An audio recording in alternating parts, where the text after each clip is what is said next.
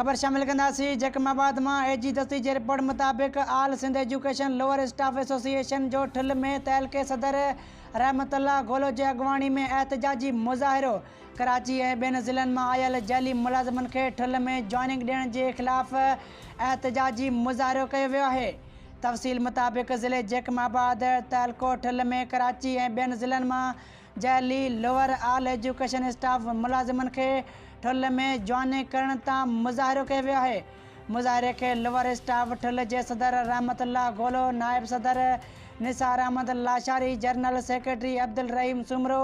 मालियाती secretary Saddam Hussain सरकी ऐं ॿियनि ख़िताब कंदे चयो त